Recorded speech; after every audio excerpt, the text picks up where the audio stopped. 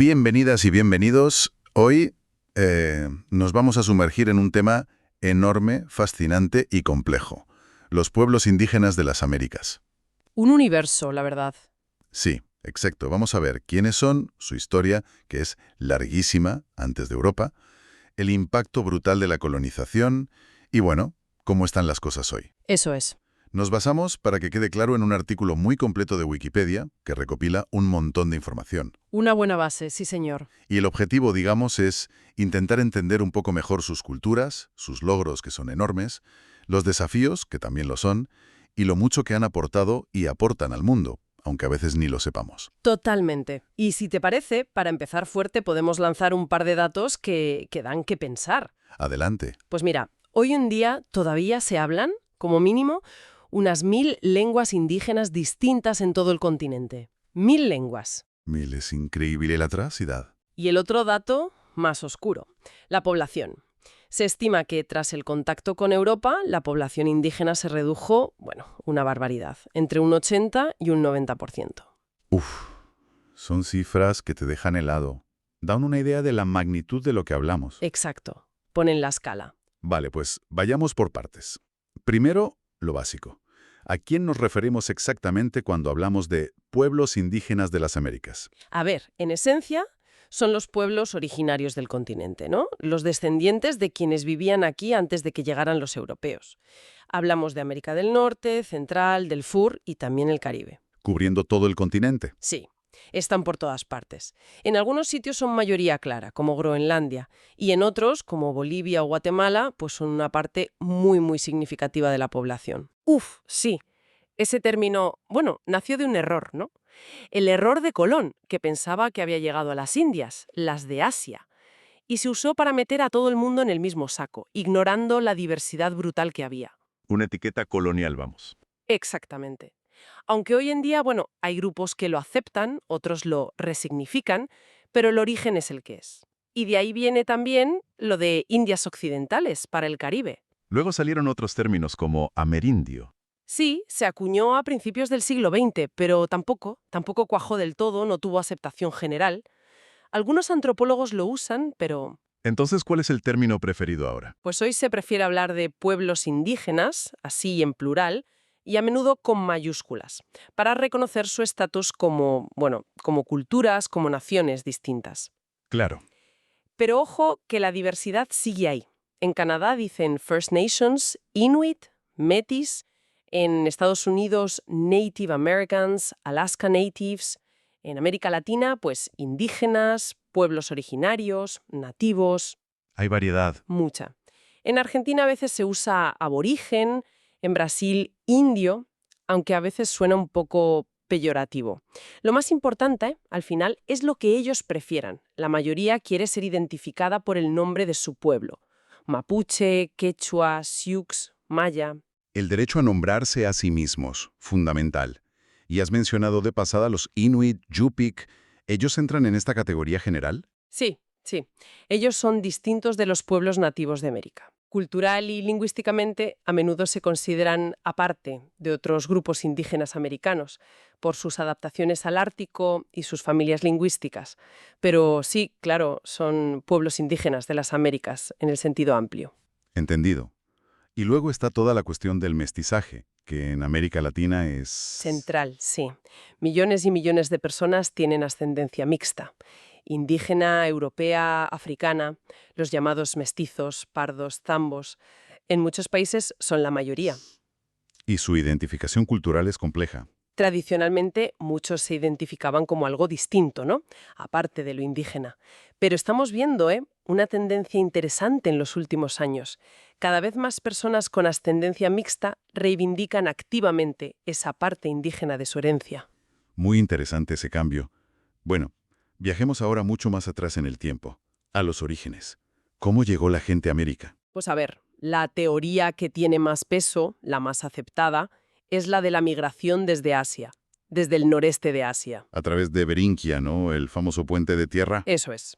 Un puente que conectaba a Siberia y Alaska durante la última glaciación, cuando el nivel del mar era más bajo. Por ahí pasaron los primeros grupos, los que llamamos paleoindios. ¿Y de cuándo hablamos? Porque ahí sí que hay debate. Sí, ahí está la miga.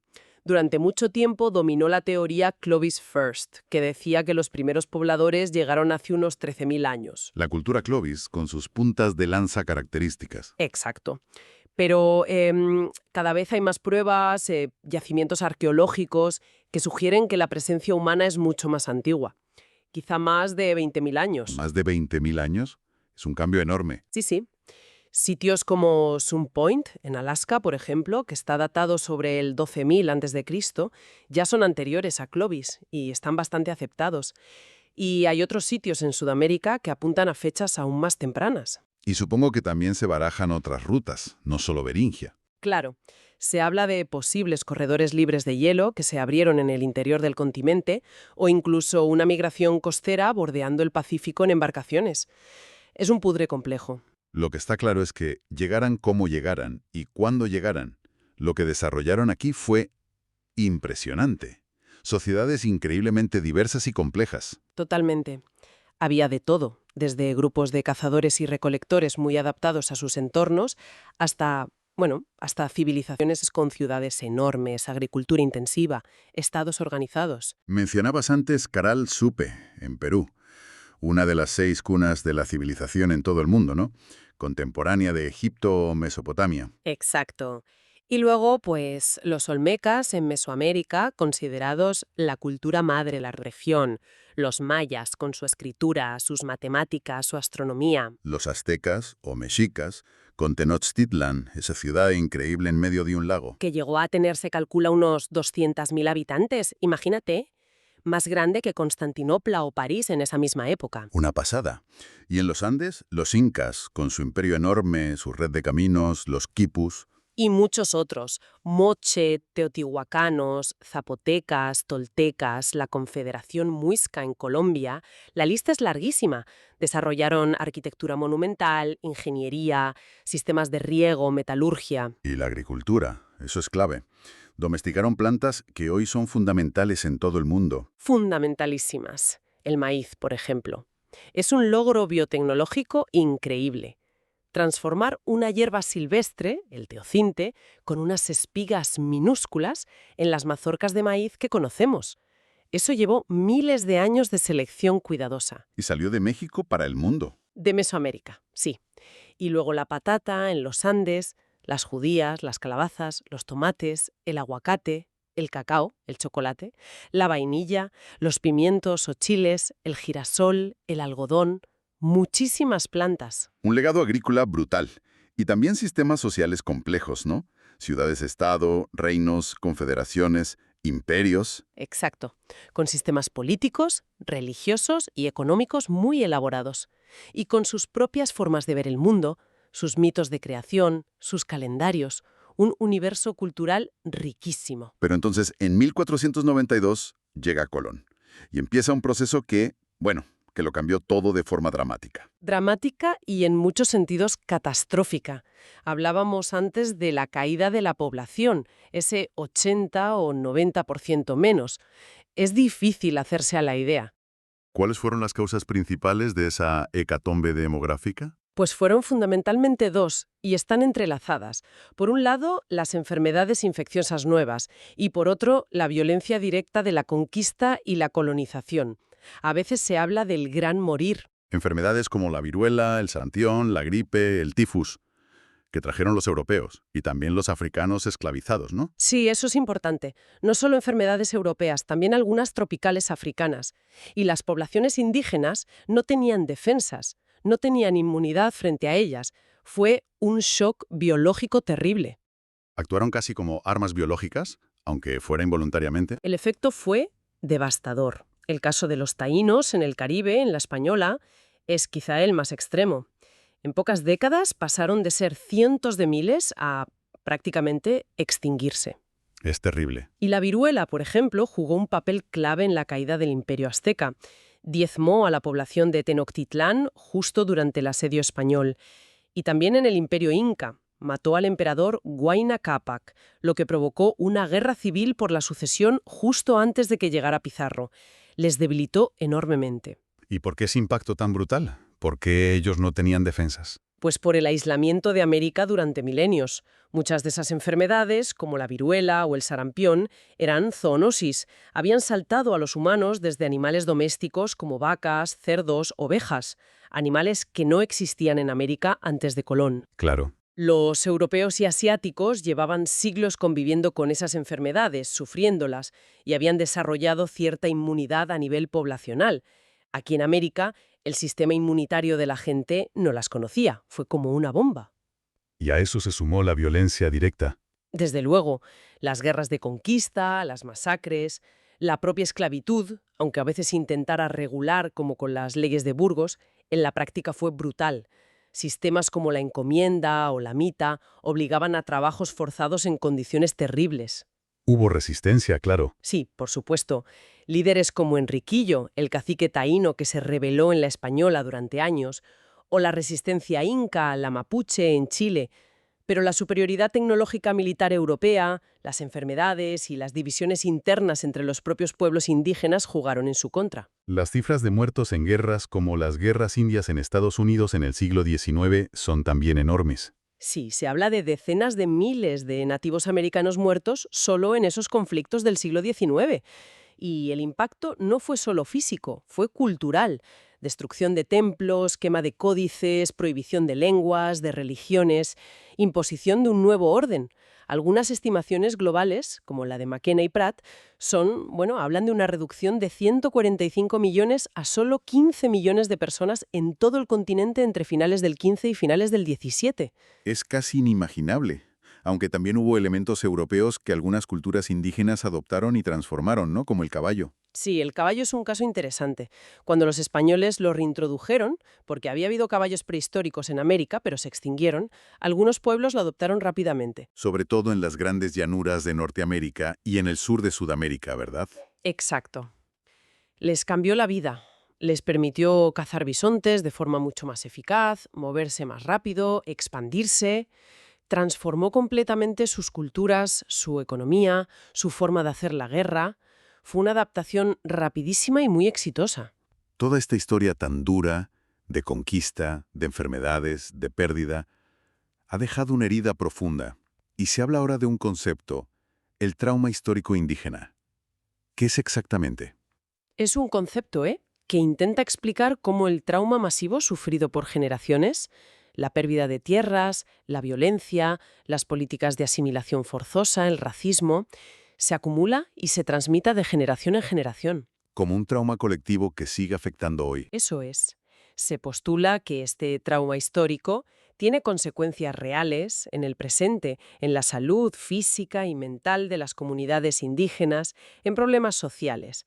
No es solo algo del pasado, sino una herida que sigue supurando. ¿Y cómo se mide algo así? Suena muy complejo. Lo es. Es un desafío metodológico enorme. Porque además, las experiencias han sido muy diversas. Pero se han desarrollado herramientas como la escala de pérdidas históricas, HLS, por sus siglas en inglés, que intenta cuantificar la percepción de esas pérdidas históricas en las personas. ¿Y qué tipo de pérdidas mide? Pues la pérdida de la lengua, de la tierra, de las ceremonias, el impacto del sistema de escuelas residenciales, la discriminación, cosas así. También se estudia el impacto intergeneracional de experiencias concretas. ¿Como las escuelas residenciales de Canadá que mencionabas? Exacto. Esas escuelas donde se internaba a la fuerza a niños indígenas para civilizarlos, para borrar su cultura, fueron lugares terribles. Hubo abusos físicos, sexuales, emocionales, una separación brutal de sus familias y comunidades. Y el descubrimiento reciente de cientos de tumbas sin marcar en los terrenos de estas escuelas, es la prueba más macabra de ese horror. Una prueba física del trauma. Y los estudios encuentran relación entre ese trauma histórico y la salud actual. Sí, varios estudios, por ejemplo los de investigadores como Whitbeck, Bombay o Elias, encuentran correlaciones significativas. Las personas o comunidades que reportan mayores niveles de pérdida histórica o que tienen una conexión familiar directa con las escuelas residenciales tienden a mostrar tasas más altas de problemas de salud mental. ¿Cómo cuáles? Pues ansiedad, depresión, estrés postraumático, TPT, pensamientos o intentos de suicidio, abuso de sustancias. También problemas de salud física. Es lógico, el estrés crónico afecta al cuerpo. Claro, hay que ser prudentes, ¿eh? La causalidad es compleja, hay muchos factores en juego y no se puede generalizar a todos los pueblos indígenas como si fueran un bloque. Pero la evidencia sugiere que este trauma histórico es un factor importante que contribuye a las disparidades en salud que sufren muchas comunidades indígenas hoy. A pesar de todo este pasado y presente tan duro, el legado indígena sigue siendo fundamental para el mundo. Hablábamos antes de la agricultura. Es que es impresionante, se calcula que entre el 50 y el 60%, más de la mitad, de los cultivos que comemos hoy en todo el mundo fueron domesticados originalmente por pueblos indígenas en las Américas. Es una contribución gigantesca a la alimentación global. Gigantesca. Ya mencionamos el maíz, la patata, pero también los frijoles o judías, las calabazas, los tomates, los pimientos o chiles, el aguacate, el cacahuete o maní, El cacao, la vainilla, la piña, las fresas. el girasol, el caucho, de donde viene la goma, el tabaco, incluso algunas variedades de algodón. Es un legado increíble que a menudo damos por sentado. ¿Y cómo eran sus prácticas agrícolas? Porque no solo domesticaron plantas. Desarrollaron técnicas muy sofisticadas. La agricultura empezó hace miles de años. Usaban el fuego de forma controlada para manejar los bosques, por ejemplo, para favorecer el crecimiento de plantas útiles o facilitar la caza. Creaban sistemas de terrazas en las montañas, como los incas, sistemas de riego complejos. ¿Y la domesticación de animales? ¿Fue tan importante como la de plantas? Fue importante, pero quizás no a la misma escala que en Eurasia. Domesticaron varias razas de perros, algunos usados para tirar de trineos o travois, otros para cazar. Muchos de ellos, por desgracia, se extinguieron. Y aparte de los perros, Pues el pavo, que es originario de Mesoamérica, el pato criollo también. Y en los Andes, por supuesto, la llama y la alpaca. fundamentales allí. Clave. Eran los únicos animales de carga grandes en toda la América precolombina y además daban lana, carne. También domesticaron el cuy, la cobaya, para comer y criaban otros animales por sus productos, guacamayos por las plumas de colores vivos o la cochinilla, un insecto del que sacaban un tinte rojo, el carmín, muy valioso. Fascinante. Pasemos a la cultura en un sentido más amplio. La lengua. Ya dijiste que hay más de 1000 lenguas vivas. Sí, una diversidad lingüística apabullante. Algunas de estas lenguas tienen millones de hablantes hoy en día y son oficiales en algunos países o regiones. Pensemos en el quechua, el aymara, el guaraní, el náhuatl, algunas lenguas mayas. Y no solo lenguas habladas. También desarrollaron sistemas de escritura. Sí, y esto es muy importante. Lo hicieron de forma independiente, sin influencia de Europa o Asia. El caso más famoso es el de los mayas. Con sus glifos, ¿no? Que parecen dibujos muy complejos. Exacto. Era un sistema logosilábico, una mezcla de símbolos que representaban palabras enteras y otros que representaban sílabas. Era tan completo que podía escribir cualquier cosa que se pudiera decir en lengua maya. Es el único sistema de escritura plenamente desarrollado de la América precolombina. ¿Y otros pueblos? Pues también hubo escritura zapoteca, más antigua incluso, aunque conocemos menos. Los aztecas usaban códices, libros plegados con pictogramas, dibujos que contaban historias o registraban tributos. Y luego está el quipu inca. Las cuerdas con nudos, que no era exactamente escritura, ¿o sí? Es un debate. Claramente era un sistema para registrar información, censos, inventarios, quizá incluso historias. Usaban diferentes tipos de nudos, colores de cuerdas, posiciones. Era un sistema mnemotécnico muy complejo. Algunos creen que podría haber codificado también elementos narrativos o lingüísticos. Qué interesante. ¿Y qué pasó con todas estas formas de escritura después de la conquista? Pues muchas se perdieron, claro.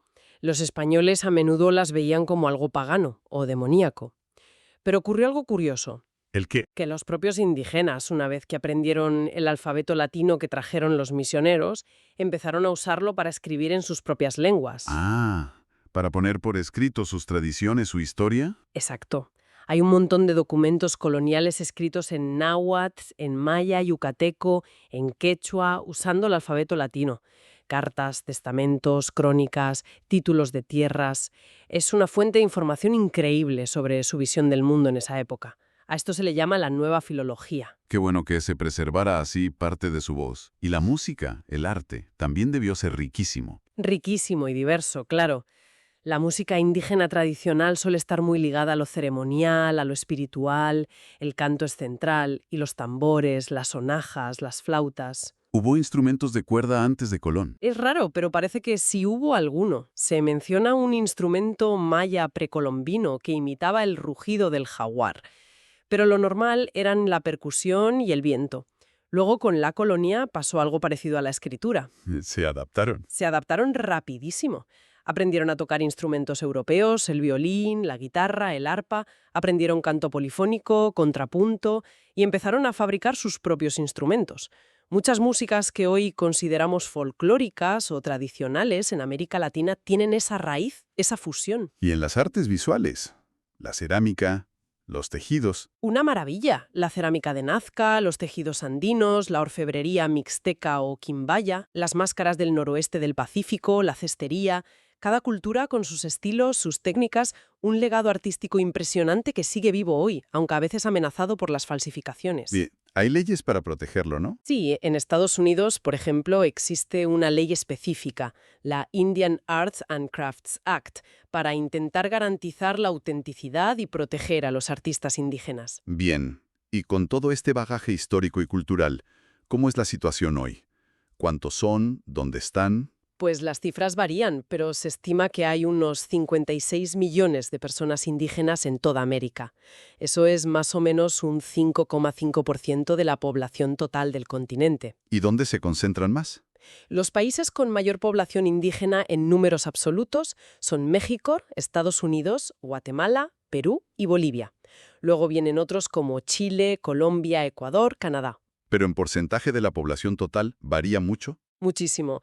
En Groenlandia son la gran mayoría.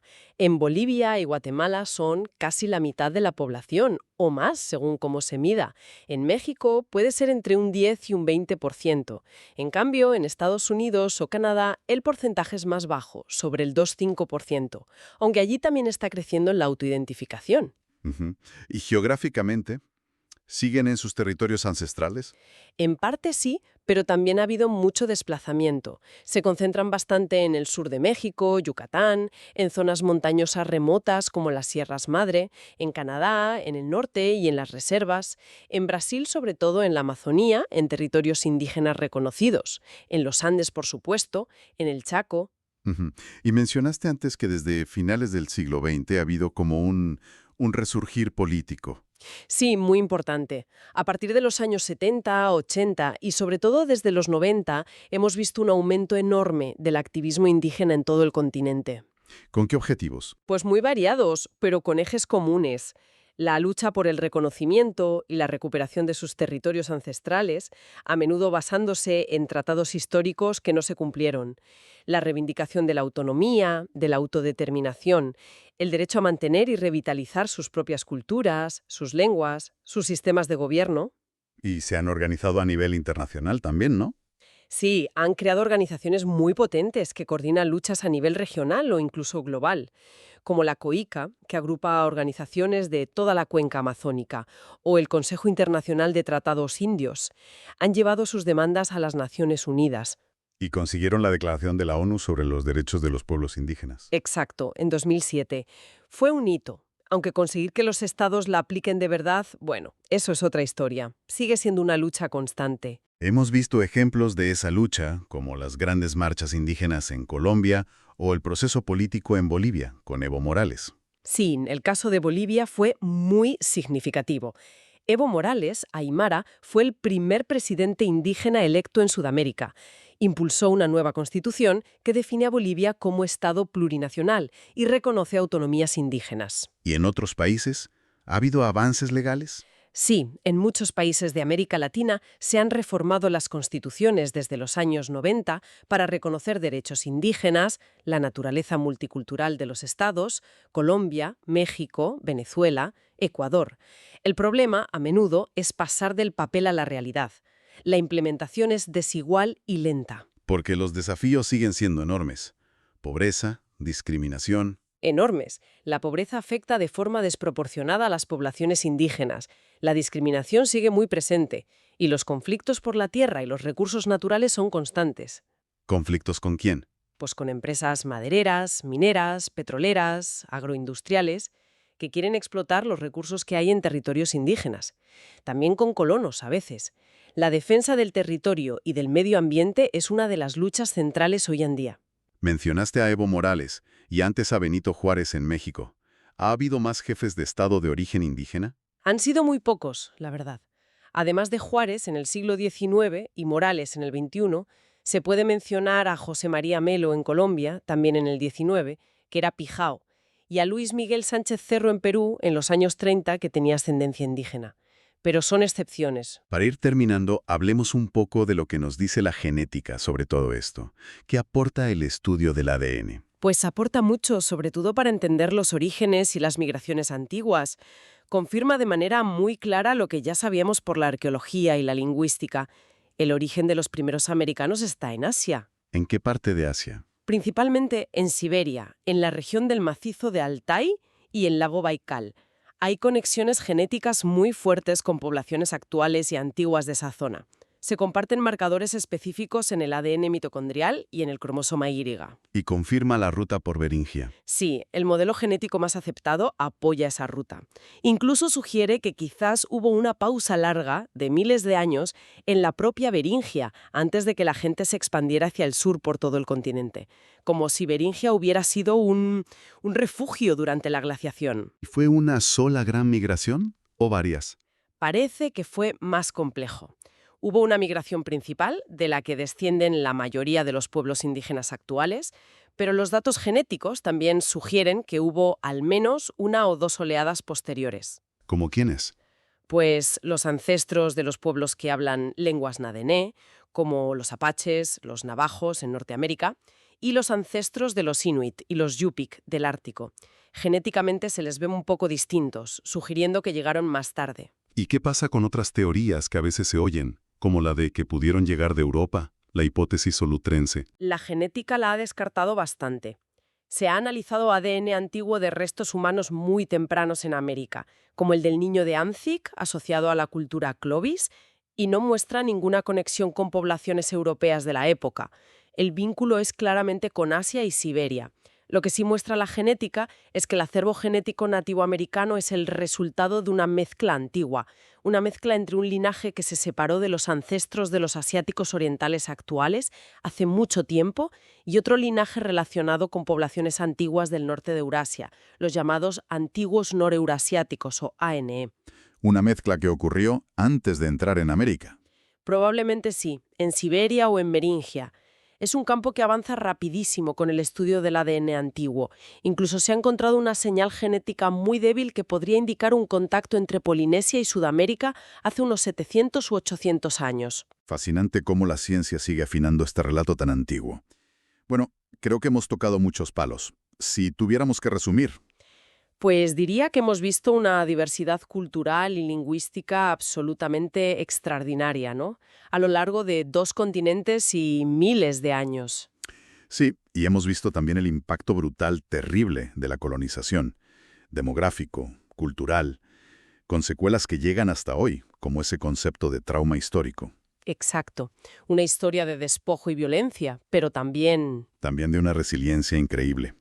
Y de contribuciones fundamentales al mundo entero, sobre todo en la agricultura, pero no solo. Y hemos visto que hoy, lejos de ser solo un recuerdo del pasado, los pueblos indígenas están muy vivos, luchando por sus derechos, por su futuro, por revitalizar sus culturas. Hay un dinamismo muy fuerte. Ha sido, una inmersión intensa.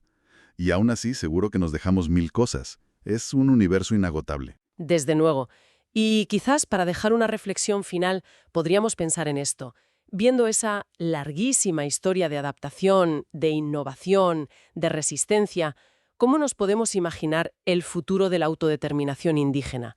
¿Cómo pueden ellos, desde sus propias visiones del mundo, afrontar los retos globales que tenemos encima, como el cambio climático, la globalización, la lucha por los recursos? Es una pregunta clave. O quizás, volviendo a esa idea de ciudadanía cultural que se mencionaba para Perú, ¿qué significa de verdad en la práctica? Para los pueblos indígenas de toda América, poder ejercer su derecho a ser diferentes, a mantener sus culturas y al mismo tiempo ser ciudadanos plenos, iguales en las sociedades de hoy. Preguntas importantes, sí señor. Dan para pensar. Muchísimas gracias por este análisis tan completo y necesario. Gracias a ti. Ha sido un placer. Y gracias a quienes nos han escuchado.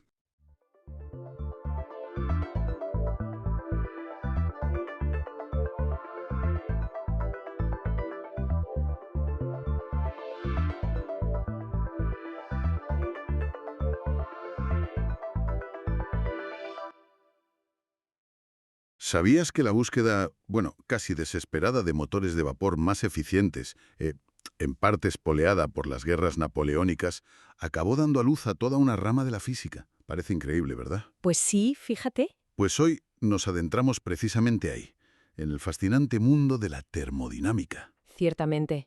Y aunque el nombre impone un poco, en esencia, trata sobre el calor, el trabajo, la temperatura y cómo se relacionan con conceptos tan fundamentales como la energía, la entropía y las propiedades de la materia que nos rodea. Para esta exploración, nuestra guía es un detallado artículo de Wikipedia sobre termodinámica.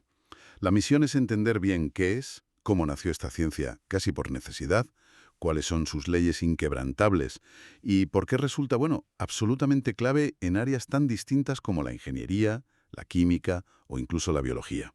Muy bien, pues venga, vamos a meternos en materia. Efectivamente, porque la termodinámica trasciende, por mucho los motores de vapor. Es la base para comprender cómo la energía se transforma y se mueve en prácticamente cualquier sistema físico imaginable. Piensa en una célula procesando nutrientes, o en la atmósfera generando tormentas, o incluso, fíjate, en la física de los agujeros negros. Nos proporciona, las reglas fundamentales del juego energético del universo. Reglas del juego energético. Me gusta cómo suena eso, sí. Pero a ver, antes de que se establecieran esas reglas formales, hubo mucho ensayo y error, ¿no? Gente, experimentando casi a ciegas. Así es. Mucho antes de las máquinas de vapor industriales, figuras como Otto von Guericke en el siglo XVII ya jugaban con el vacío y la presión atmosférica. Aquellos famosos hemisferios de Magdeburgo. Ah, sí. Y poco después, Robert Boyle empezó a desentrañar la relación entre presión y volumen en los gases.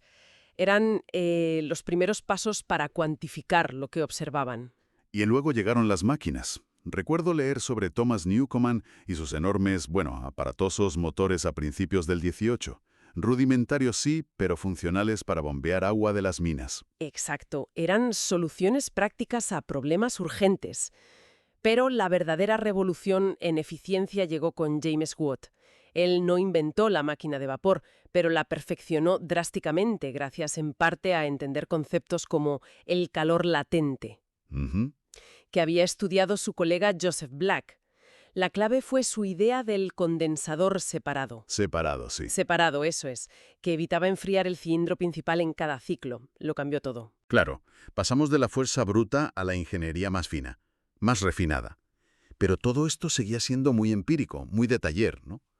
¿Cuándo se convirtió en ciencia propiamente dicha? El punto de inflexión es, sin duda, Sadi Carnot en 1824.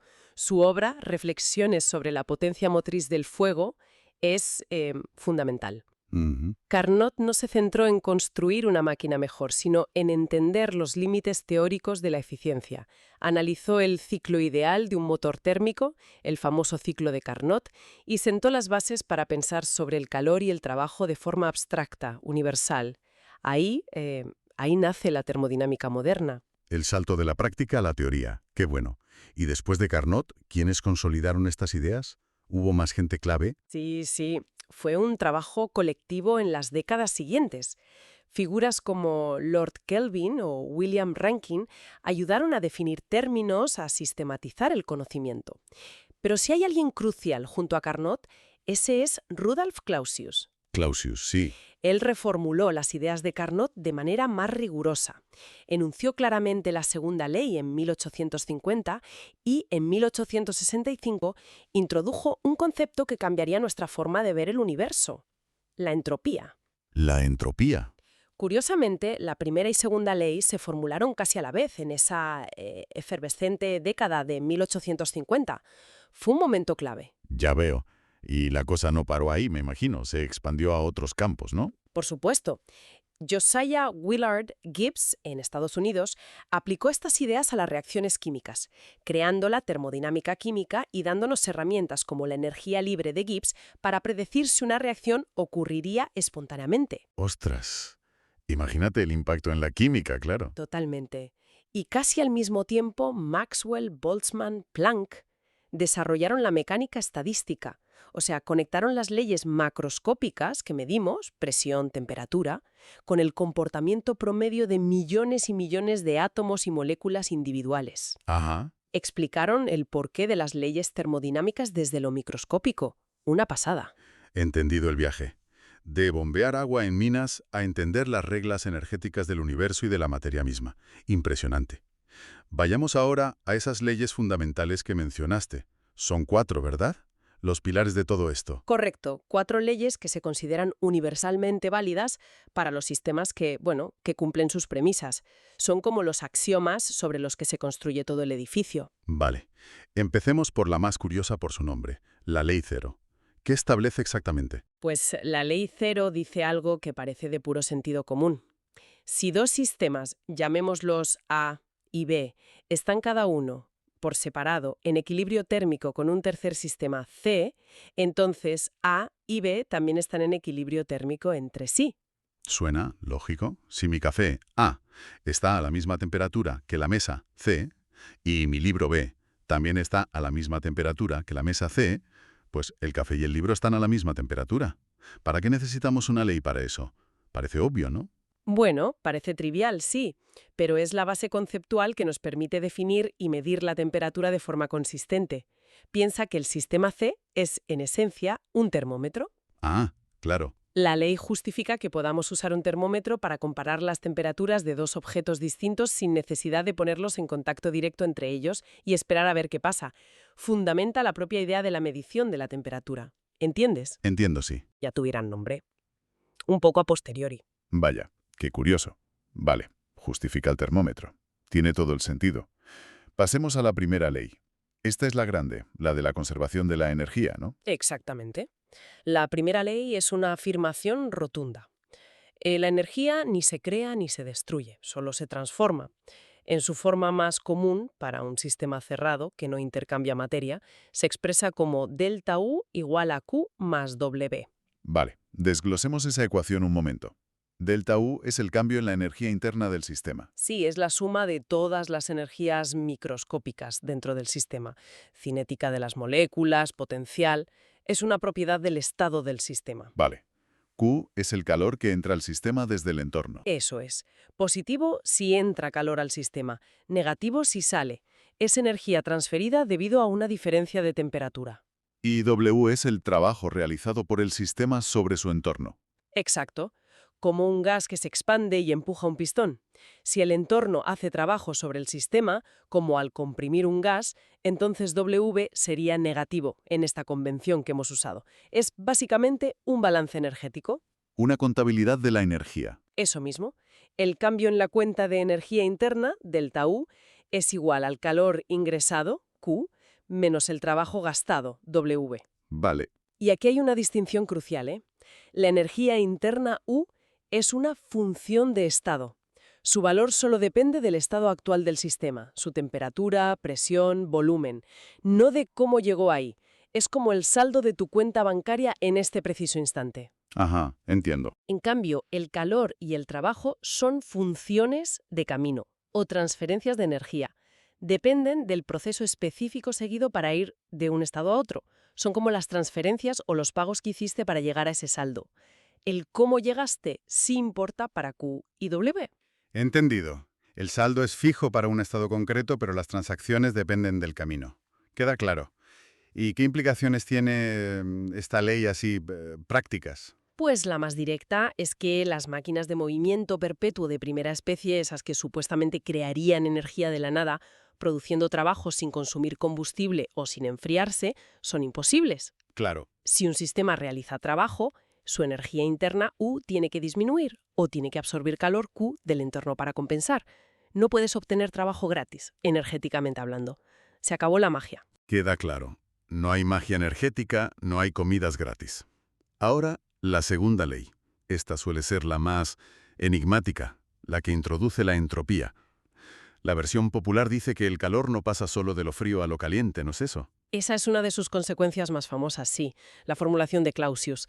Pero la segunda ley es más profunda y más general. Introduce y cuantifica la entropía, que representamos con una S. La famosa entropía. Siempre oímos que es una medida del desorden. ¿Es eso correcto? Mm, es una forma intuitiva de verlo, pero puede ser un poco engañosa. Es más preciso pensar en la entropía como una medida de la dispersión de la energía dentro de un sistema. O también cuántas configuraciones microscópicas, o sea, posiciones y velocidades de las moléculas, son compatibles con el estado macroscópico que observamos, con la temperatura, presión y volumen que medimos. Vale.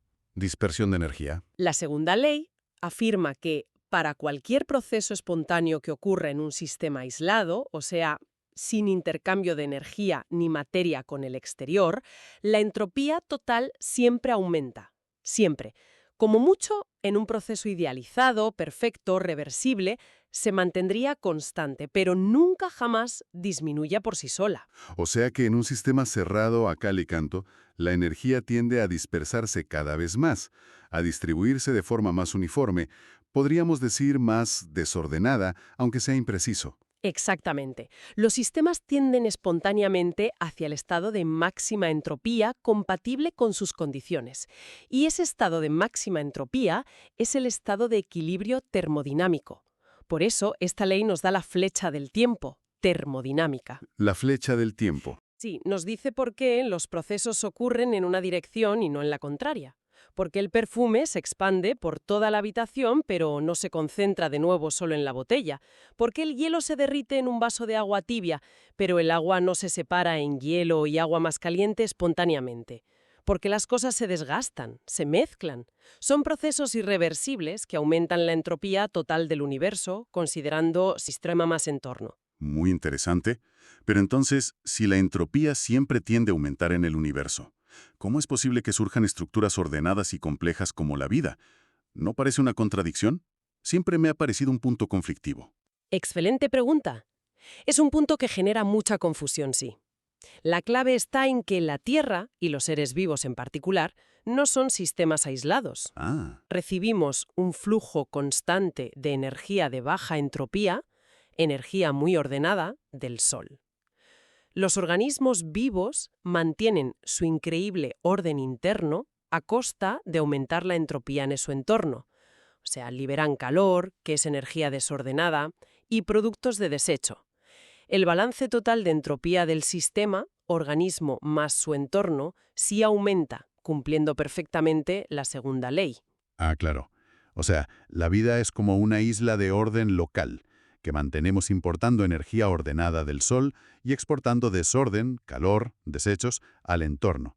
El balance global sí cuadra. Justo. La vida es una maravillosa máquina de generar entropía en su entorno para mantener su propio orden interno. No viola la segunda ley, la ejemplifica de una forma espectacular. Qué bueno, entendido. Bien, nos queda la tercera ley. Esta nos lleva al frío extremo, ¿no? Al cero absoluto. Correcto. La tercera ley trata sobre el comportamiento de los sistemas a medida que se acercan a la temperatura más baja teóricamente posible, el cero absoluto, que son 0 Kelvin o menos 273,15 grados Celsius. Un frío inimaginable. Totalmente. Y establece que, al acercarse a 0 Kelvin, la entropía de cualquier sistema tiende a un valor mínimo constante. Para un cristal puro perfectamente ordenado, esta entropía mínima es, de hecho, cero. Y añade algo que suena a barrera infranqueable. Es imposible alcanzar el cero absoluto mediante un número finito de pasos o procesos. Efectivamente.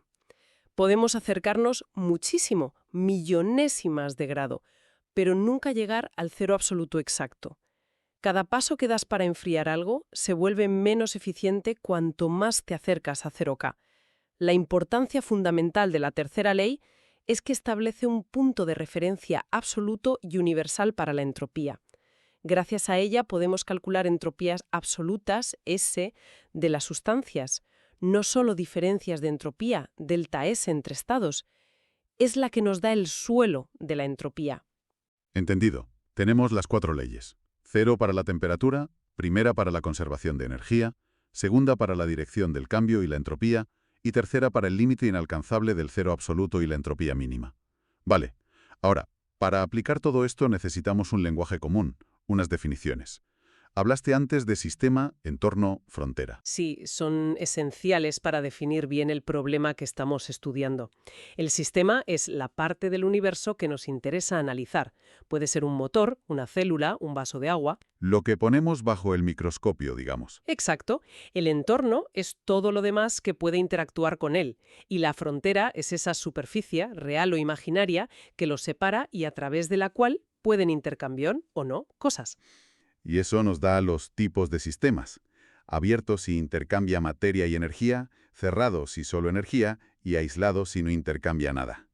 Como una taza de café caliente, abierto, una botella de agua cerrada, cerrado, o un termo ideal perfecto, aislado.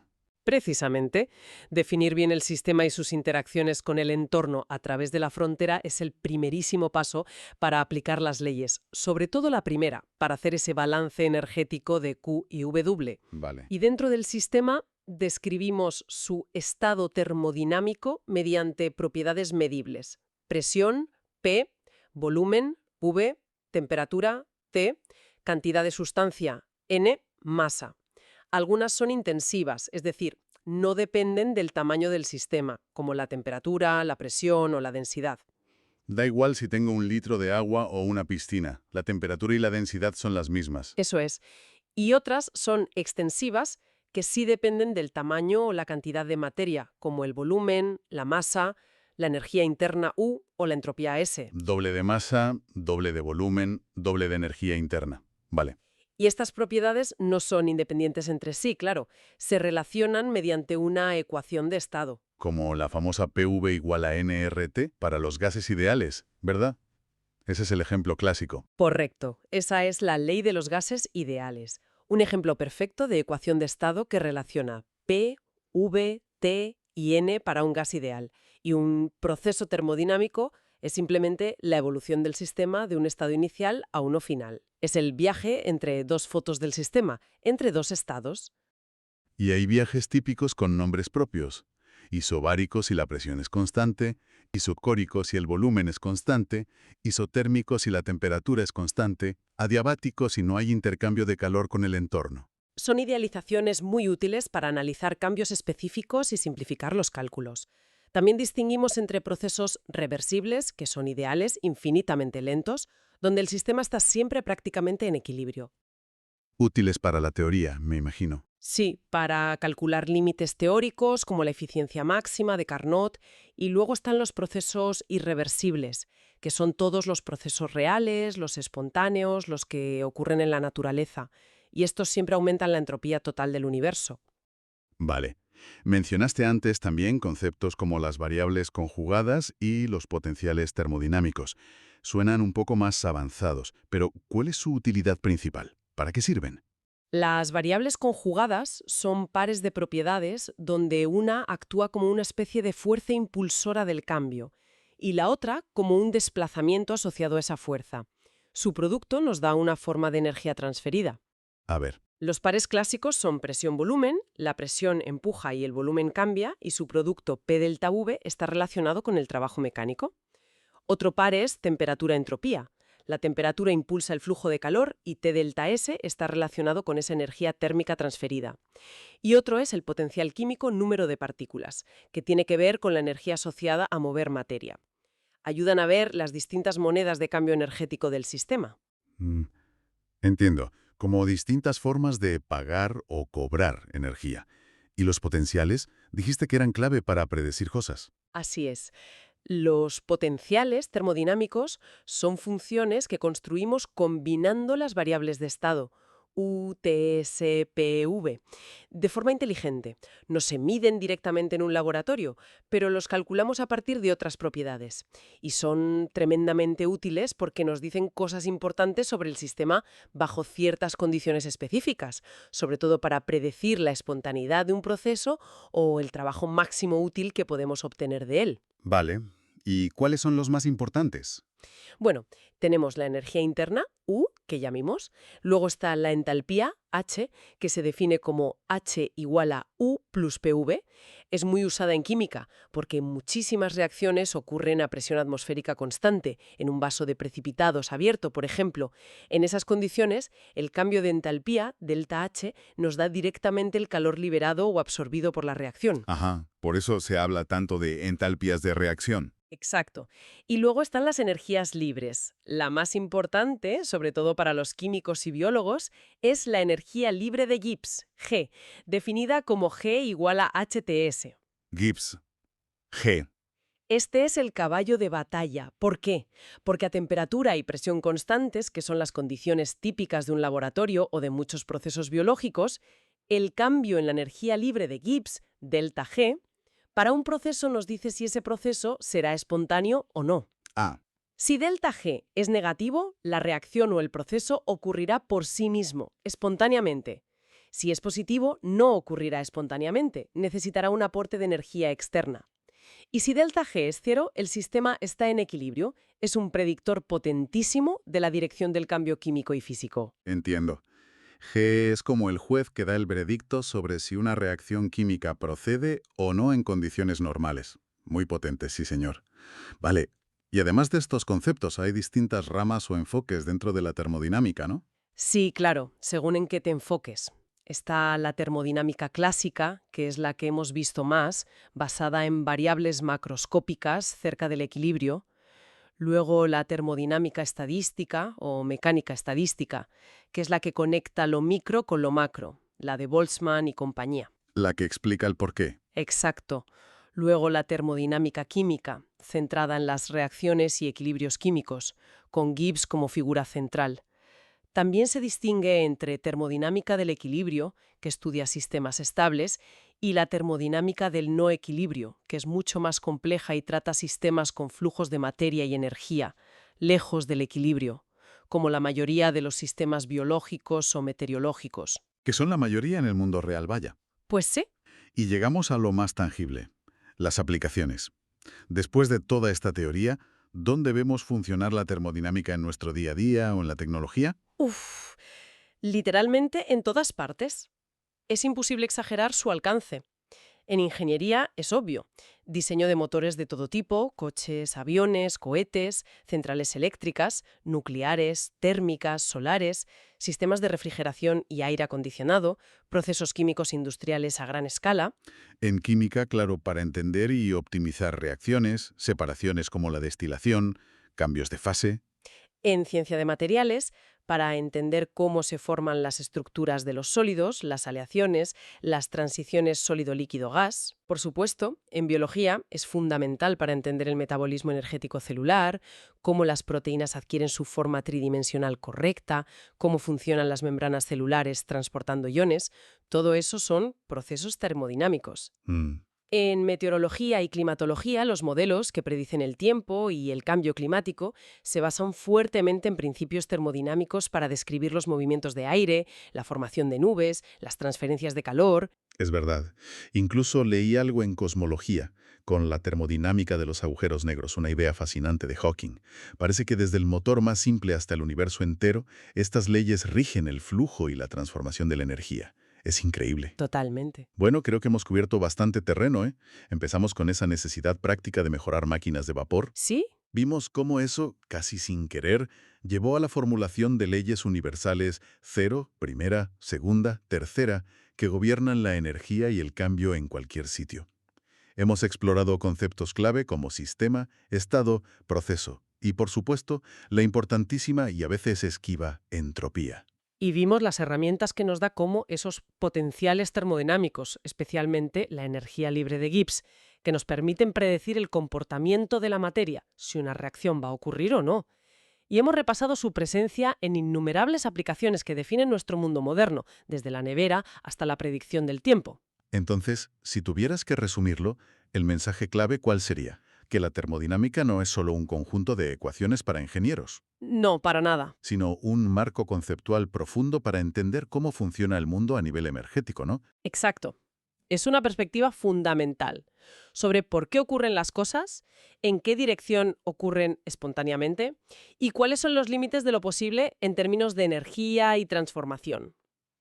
Nos da, como decíamos al principio, las reglas del juego de la energía y del cambio en el universo.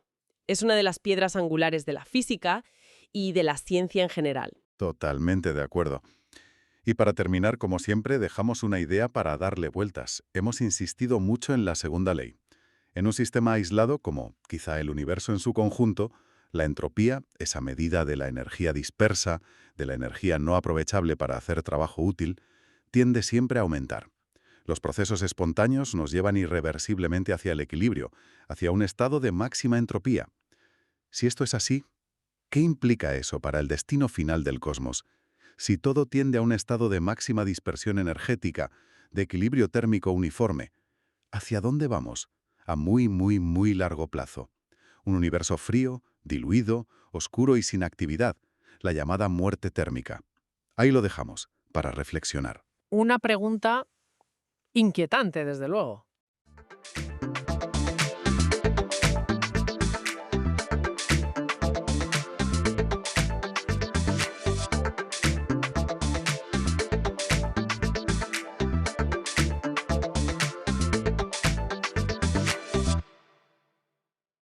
Oye, ¿sabías que puedes sacar dinero de un cajero automático en latín? Anda, pues no lo sabía, fíjate. Sí, sí. O que el lema de España, el famoso Plus Ultra, tiene una historia súper interesante ligada al descubrimiento de América. Ah, eso sí me suena más. Con Carlos V, ¿verdad? Eso es. Bueno, pues hoy vamos a hacer una exploración a fondo del latín. Pero ojo, no como esa idea que tenemos de algo muerto, polvoriento. Claro, como algo de museo. Exacto. Sino como una lengua con una historia increíble y que, aunque no lo parezca, sigue estando muy presente hoy. Para guiarnos en este viaje, tenemos delante unos extractos bastante completos de Wikipedia que nos van a servir de base. Fenomenal. Nuestra idea es entender bien de dónde vino el latín, cómo fue cambiando con el tiempo y por qué sigue siendo relevante, aunque no lo hablemos por la calle. Precisamente. Y yo creo que para empezar, lo suyo es situarlo, ¿no? El latín pertenece a la rama itálica de las lenguas indoeuropeas. Ajá. Nació allí, en el Lacio, la región de Roma. Y claro, su historia va totalmente de la mano de la expansión romana. O sea que donde llegaba Roma... Llegaba el latín. Al principio como lengua de soldados, de comerciantes, de administración. Y acabó imponiéndose en gran parte del Mediterráneo y Europa. Vale, pues vamos a desgranar un poco esa historia. Empecemos por el principio, el latín arcaico, ¿no? Eso es. Hablamos de un periodo muy largo, ¿eh? Desde los orígenes de Roma allá por el siglo VIII a.C. hasta más o menos el 75 a.C. Uf, muchísimo tiempo. ¿Y qué sabemos de ese latín tan antiguo? Me imagino que no habrá muchos textos. No, claro, los testimonios son escasos, principalmente inscripciones en piedra o metal. La más famosa quizás sea la del lápiz níger, la piedra negra, encontrada en el Foro Romano. ¿Y de cuándo es? Pues se data sobre el siglo VII a.C., imagínate. Y tiene una cosa muy curiosa, la escritura. Ah, ¿sí? ¿Qué tiene? Pues que no siempre iba de izquierda a derecha como ahora, a veces era al revés, de derecha a izquierda. ¡Anda! O incluso en bustrófedon. ¿Bustro qué? Bustrófedon quiere decir que escribían una línea en un sentido y la siguiente en el sentido contrario, como si estuvieran arando un campo. ¡Qué barbaridad! Me cuesta hasta imaginar cómo se leía eso. Debía ser un lío. Hombre, para nosotros ahora sí, pero era su sistema. Ten en cuenta que la escritura aún no estaba tan estandarizada. Ya, claro. Bueno, y de ese latín, digamos, más primitivo, ¿cómo llegamos al latín clásico? Ese que estudiamos, el de Cicerón, Virgilio. ¿Fue una evolución natural de la calle? Pues no exactamente. A ver, el latín clásico, que situamos más o menos entre el 75 a.C. y el 200 después de Cristo, Ajá. fue en gran medida una creación, digamos, más consciente. Un estándar literario que fue pulido y perfeccionado por los grandes oradores como Cicerón, por poetas como Virgilio u Horacio, por historiadores como César o Tito Livio. O sea que fue la élite cultural la que lo modeló. Exacto. Se convirtió en la lengua de prestigio, el modelo de corrección. Era la que se enseñaba en las escuelas de gramática y retórica a las clases altas. La lengua de la gran literatura, de la filosofía, del derecho. El estándar culto, vamos. ¿Qué hablaba la gente normal en su día a día? En el mercado, los soldados en el campamento. Dudo que hablarán como Cicerón en el Senado, ¿no? Muy buena pregunta. Y muy pertinente. Pues ahí es donde entra lo que llamamos latín vulgar. Ah, el famoso latín vulgar. Famoso y a veces malentendido. El propio Cicerón ya distinguía entre el lenguaje culto y el sermo vulgi, que significa literalmente el habla del vulgo, del pueblo. Pero, ¿eran como dos idiomas separados? No, no, en absoluto. Es un error común pensar eso. Eran más bien registros diferentes de la misma lengua. Piensa en el español de hoy. No hablamos igual en una conferencia que en casa con la familia, ¿verdad? Claro, usamos palabras distintas, construcciones más sencillas. Pues eso mismo. El latín clásico era el registro formal, escrito, literario. El latín vulgar era el registro informal, el hablado, el de la conversación cotidiana, el de la calle, el del ejército, el de la familia. Era el latín vivo y cambiante.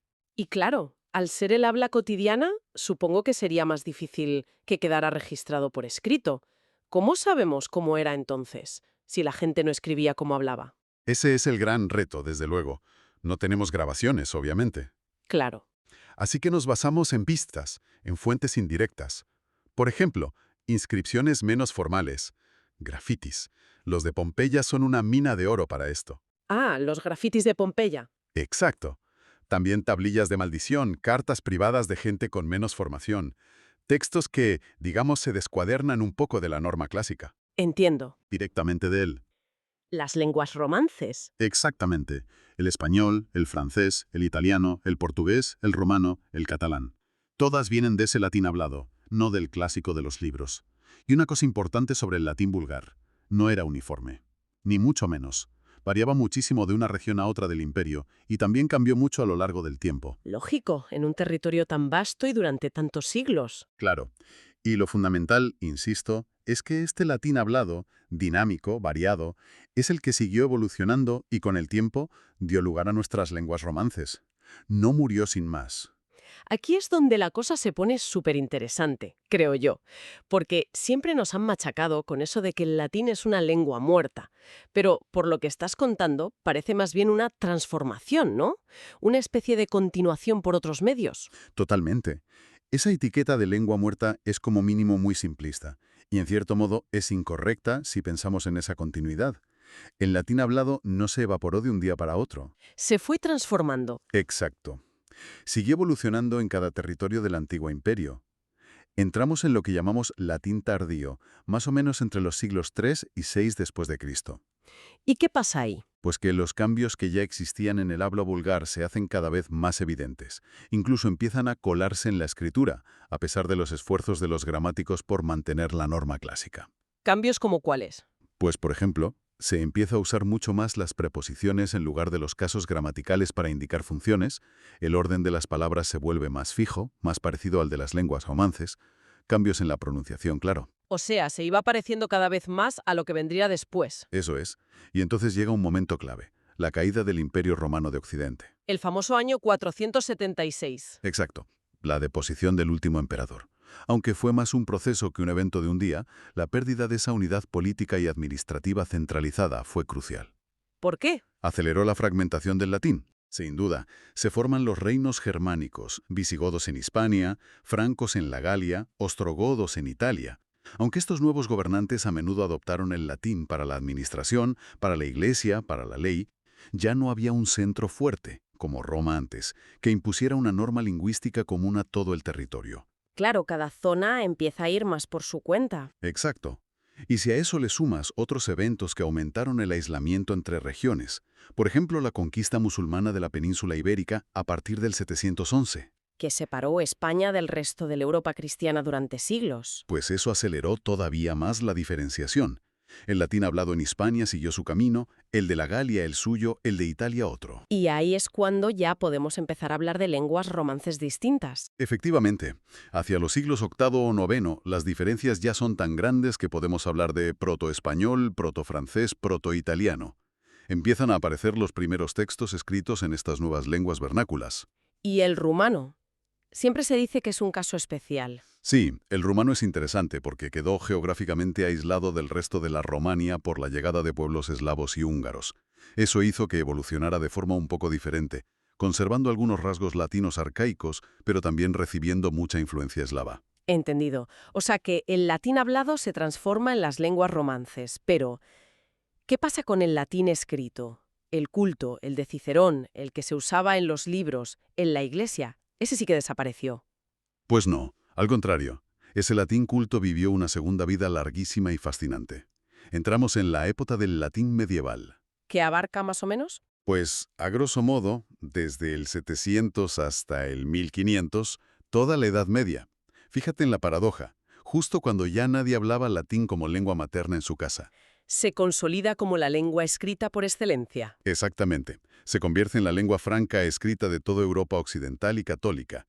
Era la lengua de la Iglesia, por supuesto, pero también de la filosofía, la escolástica, de las universidades que empiezan a nacer, de la ciencia que se hacía, de la diplomacia entre reinos. O sea, que si un erudito inglés quería comunicarse con uno italiano, Lo hacían en latín.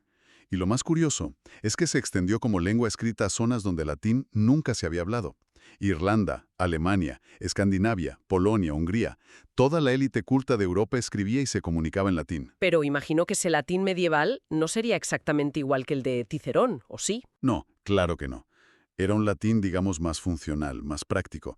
A veces simplificaba un poco la gramática clásica, era mucho más flexible y, sobre todo, estaba muy abierto a incorporar palabras nuevas, vocabulario técnico que no existía en la época clásica y también muchas palabras tomadas de las lenguas vernáculas que sí se hablaban. Era una herramienta de trabajo más que una pieza de museo. Totalmente, una herramienta viva de comunicación internacional para la cultura y el saber. Y después de la Edad Media llega el Renacimiento. Y ahí tengo entendido que hubo como un intento de volver atrás, de recuperar el latín puro. Así es. A partir del siglo XIV, más o menos, figuras como Petrarca en Italia empiezan a mirar con enorme admiración a la antigüedad clásica. Consideraban que el latín medieval se había corrompido, que era bárbaro. Anda, Lo veían mal. Sí, los humanistas querían restaurar el esplendor del latín clásico, el de Cicerón, el de Virgilio. Se dedicaron a buscar manuscritos antiguos olvidados en monasterios, a estudiar a fondo la gramática y el estilo de los autores clásicos. Querían escribir un latín lo más parecido posible al de la Edad de Oro. ¿y ese latín renacido cómo se llama? Pues se suele hablar de latín renacentista o, más en general, para el latín culto usado desde el Renacimiento hasta la Edad Moderna, neolatín. Neolatín. ¿Y este neolatín solo se usó para imitar a los clásicos, para escribir poesía o discursos como los romanos? ¿Qué va? Eso solo es una parte. Lo más importante es que el neolatín se convirtió en la lengua vehicular de la gran revolución científica y filosófica de los siglos XVI, XVII e incluso XVIII. Ah, sí. Los grandes científicos escribían en latín. Todos. Piensa en Copérnico, que propuso el heliocentrismo. Su obra está en latín.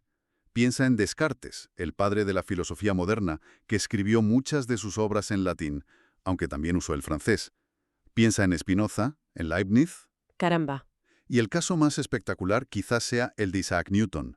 Sus Principia Mathematica, el libro que funda la física moderna, se publicó en latín en 1687. ¿En 1687? Eso es increíble. O sea que el latín no era solo una cosa del pasado lejano. Para nada. Durante siglos fue la herramienta fundamental para comunicar el pensamiento más avanzado de Europa. Y no solo se escribía, ¿eh? Se enseñaba activamente en las universidades para hablarlo y escribirlo. Era la lengua de las clases, de los debates académicos, hasta bien entrado el siglo XVIII o incluso XVIII en algunos sitios. Un titular de toda esta parte es: el latín no murió. Una parte, la hablada, se transformó en nuestras lenguas. Y otra parte, la escrita y culta, siguió vivita y coleando como lengua internacional de cultura y ciencia durante siglos y siglos. Una doble vida fascinante. Esa es la perspectiva correcta, sí.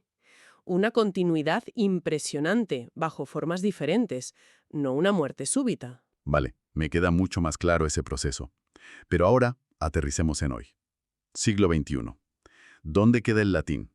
Más allá de las clases de instituto para quien las elige o de las ruinas romanas que visitamos como turistas. ¿Se usa para algo práctico? Pues sí, sigue teniendo sus nichos de uso, algunos bastante más visibles de lo que parece a primera vista. A ver, cuéntame. Bueno, en el ámbito oficial, el caso más claro es la Iglesia Católica. El Vaticano lo mantiene como lengua oficial de la Santa Sede, para documentos importantes, encíclicas.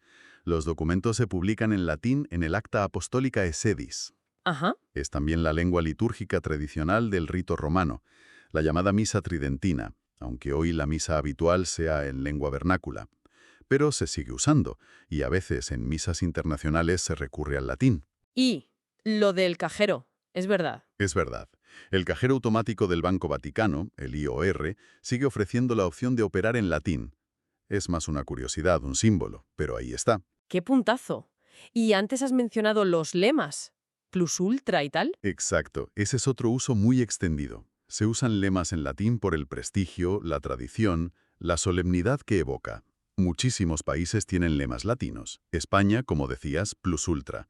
Canadá tiene amari usque ad mare, de mar a mar. El de Estados Unidos también, ¿no? E pluribus unum. Ese es, de muchos, uno. Y luego muchísimas universidades tienen lemas en latín. Veritas en Harvard, por ejemplo. Unidades militares. Los marines de EU con su Semper Fidelis, siempre fieles. Organizaciones, ciudades. Es verdad, si te pones a buscar, están por todas partes. Y hay usos prácticos curiosos. Suiza, por ejemplo, como tiene 4 lenguas oficiales, alemán, francés, italiano y romanche, para evitar elegir una, en las monedas, en los sellos, usa el nombre latino del país, Helvetia. Ah, claro.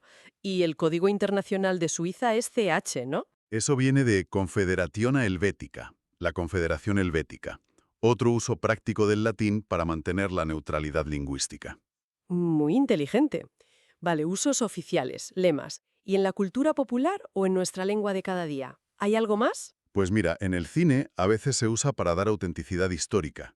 Películas ambientadas en la antigua Roma, o La Pasión de Cristo, que se rodó en arameo y latín vulgar reconstruido. Cierto. O para crear una atmósfera como de misterio, religión, algo arcano, piensa en El Exorcista, con los ritos en latín. Uf, sí, da más miedo así. También hay compositores que han usado textos latinos en su música, como Stravinsky en Oedipus Rex. Y bueno, como curiosidad moderna, existe una Wikipedia en latín, se llama Bicipedia. No me digas. ¿Y tiene muchos artículos? Pues sí, creo que supera ya los 140.000 artículos, una barbaridad, y hubo emisoras de radio como la de Finlandia, que tuvieron noticiarios en latín durante años, Nunti Latini, e incluso hoy hay círculos de conversación donde la gente se reúne para hablar en latín. Alucinante. O sea que hay gente que lo mantiene vivo como lengua hablada, aunque sea en grupos pequeños. Sí, existe ese movimiento del latín vivo, pero donde realmente el latín está omnipresente, aunque no nos demos cuenta, es en el léxico de nuestras propias lenguas. Claro, en las lenguas romances es obvio, somos sus hijas. Evidentemente. El español, el italiano, el francés, el 80-90% de nuestro vocabulario viene del latín. Pero piensa en lenguas que no son romances, como el inglés. El inglés también tiene mucho latín. Muchísimo. Una cantidad enorme de su vocabulario, sobre todo el culto, el técnico, el formal, tiene origen latino. Llegó por varias vías. Por la influencia de la Iglesia, por la conquista normanda, que hablaban una variedad del francés antiguo, y sobre todo por la adopción masiva y consciente de términos latinos durante el Renacimiento y después, los llamados Inkhorn Terms. ¿Términos de qué? Inkhorn Terms, términos de tintero, palabras cultas latinas que los eruditos introdujeron a propósito en inglés, como imbibe, extrapolate, meditate, rational. Miles de ellas. O sea que el inglés, aunque es germánico en su base, está lleno de latín. Plagado. Y en español, aunque la base ya es latina, también hemos incorporado a lo largo de la historia miles de cultismos directamente del latín escrito, sin pasar por la evolución popular. ¿Cultismos? ¿Cómo cuáles? Pues palabras como spiritus, que viene de spiritus, mientras que la palabra evolucionada sería algo como espíritu. Cátedra, de catedra. Optimu, de optimus. Frígido, de frigidus. Todo el vocabulario científico, médico, filosófico, legal, está lleno de cultismos latinos o griegos adaptados al latín. La nomenclatura de las plantas y animales, por ejemplo. Exacto, eso lo estableció Linneo en el siglo XVIII usando el latín. La terminología médica viene en gran parte de Galeno, que escribía en griego pero fue traducido y comentado en latín. El derecho romano. Entonces, saber algo de latín, aunque sea lo básico, de las raíces, las terminaciones, ¿nos ayuda a entender mejor nuestro propio idioma? Sin la menor duda, te da una profundidad increíble para entender el vocabulario culto, no solo en español, sino también en inglés o francés. Te ayuda a descifrar el significado de palabras nuevas o técnicas que te encuentras. ¿Ya? Y no solo eso, te conecta con las raíces de toda la cultura occidental. Piensa que la educación de las élites intelectuales en Europa y América, hasta hace relativamente poco, se basaba fundamentalmente en el estudio del latín y el griego. Los padres fundadores de EEU, por ejemplo, leían a los clásicos latinos en su lengua original. Es verdad, se nos olvida esa base clásica de nuestra cultura. Por eso, aunque hoy ya no sea mayoritario, sigue habiendo interés en el latín. Hay métodos como el Willox Latin que son muy populares en el mundo anglosajón. Y como decíamos, movimientos como el del latín vivo que intentan enseñarlo no solo para leer, sino como una lengua de comunicación real. Muy interesante todo este legado. Hemos recorrido su historia, su transformación, su presencia hoy. Pero me queda una curiosidad. ¿Cómo funcionaba realmente? A ver, sin meternos en un curso completo, que sería imposible, ¿cuáles eran sus rasgos más llamativos o diferentes a los nuestros? Pues yo diría que lo más característico, lo que más choca al principio cuando lo estudias, es que era una lengua flexiva, o sintética, también se llama. Flexiva. ¿Qué quiere decir eso? Quiere decir que la función de cada palabra en la frase, si era el sujeto, el objeto directo, el complemento indirecto, etc., no se indicaba tanto por el orden de las palabras o por usar preposiciones como hacemos nosotros, sino principalmente por las terminaciones de las propias palabras, las desinencias. Ah, por eso siempre se dice que en latín el orden de las palabras era mucho más libre que en español. Exactamente. Porque las terminaciones ya te daban la información clave sobre quién hace qué a quién. Funcionaban como etiquetas pegadas a cada palabra. A ver, ponme un ejemplo sencillo. El clásico. Puella puerum amat. Significa, la niña ama al niño. Puella acaba en a, que la marca como sujeto, nominativo. Puerum acaba en que lo marca como objeto directo, acusativo. Amat es el verbo, ama. Vale. Pues bien, podrías decir perfectamente puerum puella amat, cambiando el orden y seguiría significando exactamente lo mismo. La niña ama al niño, porque la terminación a sigue diciendo que puella es el sujeto y que puerum es el objeto directo. Ostras, qué curioso. O sea que el orden servía más para dar énfasis o matices, pero no para la gramática básica. Eso es. Daba mucha flexibilidad expresiva. Podías poner la palabra que querías destacar al principio o al final de la frase. Ingenioso, la verdad, aunque me imagino que habría que memorizar un montón de terminaciones diferentes. Hombre, sí. Ese era el sistema de los famosos casos gramaticales. Los casos, sí. Siempre oímos hablar de ellos. ¿Cuántos había y para qué servían así a grandes rasgos? Pues en latín clásico había 6 casos principales. El nominativo, que era para el sujeto, el vocativo, para llamar o invocar a alguien, domine, señor, el acusativo, para el objeto directo, y también para indicar dirección, a dónde. Vale. Luego el genitivo, que indicaba posesión o relación, como nuestro de, el libro de Juan, pues ese de Juan iría en genitivo. El dativo, para el objeto indirecto, nuestro a o para. Doy el libro a María, ese a María iría en dativo. Y finalmente el ablativo, que era un caso un poco cajón desastre. Servía para indicar muchas circunstancias. Lugar desde donde vienes, el instrumento con que haces algo, escribo con la pluma, la compañía, voy con amigos, el modo, lo hago con cuidado. Madre mía, qué de funciones. Y todo eso con terminaciones distintas para cada palabra según el caso y el número, singular o plural. Y según el género, masculino, femenino o neutro, y la declinación a la que perteneciera la palabra. Sí, era un sistema complejo de memorizar al principio. Ya me imagino. Y otra cosa que me llama la atención del latín. No tenían artículos, ¿verdad? Ni el, la, los, las, ni un, una, unos, unas. No, no existían. Cuando decían puer, podía significar el niño o un niño. Tenías que deducirlo por el contexto de la frase o del párrafo. Otro reto más para nosotros. Vale, los casos y la falta de artículos. Algo más destacable de su estructura. Los verbos. Los verbos también eran muy flexivos, claro. Tenían conjugaciones complejas con muchísimas formas para indicar tiempo, presente, pasado, futuro, modo, indicativo para hechos reales, subjuntivo para deseos, posibilidades, órdenes indirectas. Voz, activa, la niña ama, o pasiva, el niño es amado. Además de persona, yo, tú, él, y número, singular, plural. Uf, sí, recuerdo las tablas de conjugaciones. Interminables. Y tenían algunas peculiaridades, como los verbos deponentes. ¿Deponentes?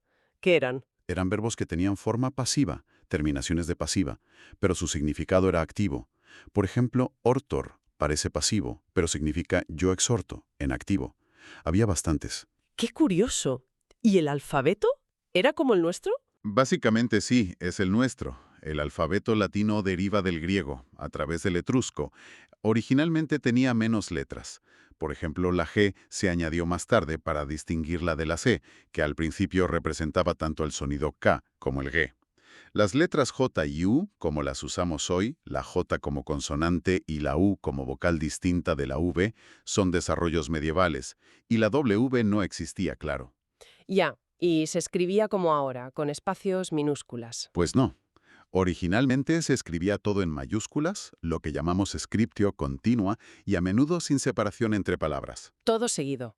¿Y cómo sabían dónde acababa una palabra y empezaba la siguiente? Por el contexto, y porque estaban acostumbrados. A veces sí usaban un punto a media altura, llamado interpunto, para separar palabras, pero no siempre. Las minúsculas y la puntuación, como la conocemos, son también desarrollos posteriores, de la Edad Media. Vaya, cambio. Y la última duda sobre cómo era, la pronunciación. Siempre hay debates sobre cómo sonaría realmente el latín de César o Cicerón. Sí, es un tema complejo porque no tenemos grabaciones, claro. Pero hay dos sistemas principales que se usan hoy.